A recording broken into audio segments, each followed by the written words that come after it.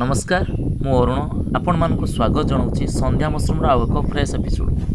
दर्शक बंधु एबे धान चाषर समय आसी चाषी भाई माने धान तली पकई धान रुआ रुई कार्यक्रम करुछंती। जुग बदलिबा सहित एबे कृषि कार्य अत्याधुनिक ज्ञान कौशलर बहुल व्यवहार करागलानी।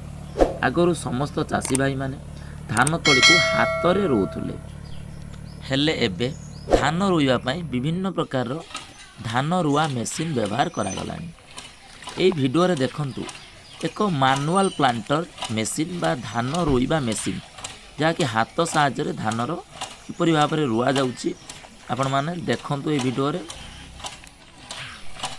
देखंतु चाषी भाई जनक एक मैनुअल प्लांटर साहाय्य बा मैनुअल पेडी ट्रांसप्लांट मेसीन साहाय्य किपरि भाव में धानर तली को रोउछंती।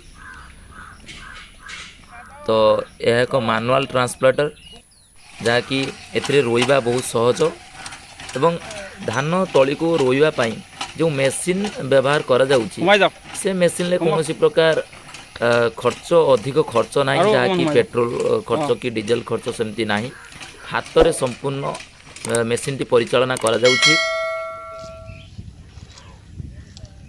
देखंतु किपरि भाव में धान को धाड़ी धाड़ी करके रुआई पारुची। बहुत कम समय मध्य धान को आम रोई पारिबा मेसीन साहाय्य जहाँकि एटी लोकंकर जमती आम लोक लगे धानर चाष करती धान को रुहंती। तो धान रोइबा अधिक लोकर आवश्यकता ना, एक छोटिया मेसीन साहाय्य धान को एबे रुआ जाई पारिबो एवं जड़िए लोक ही ये मेसीन को परिचालना करिपरिबो। देखंतु किपरि भाव में धाड़ी धाड़ी करिकी एवं गछ को गछ समान व्यवधान रे ये मेसीन साहाय्य रुआ जाई पारुछि।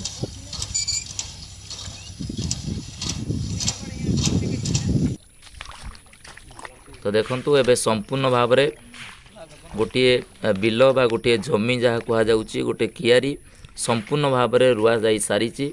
बहुत कम समय मध्य मेसीन साहाय्य एबे धान रुआर कार्यक्रम करा जाई पारुछि। तो ये ट्रांसप्लांट मेसीन विषय आउ एक वीडियो अपलोड होबो, आपण माने परवर्ती समय देखिबे। सेति पर्यंत आम चैनल सहित जोड़ी होई रही थांतु एवं एमती आमको भल पाइबा दउथांतु।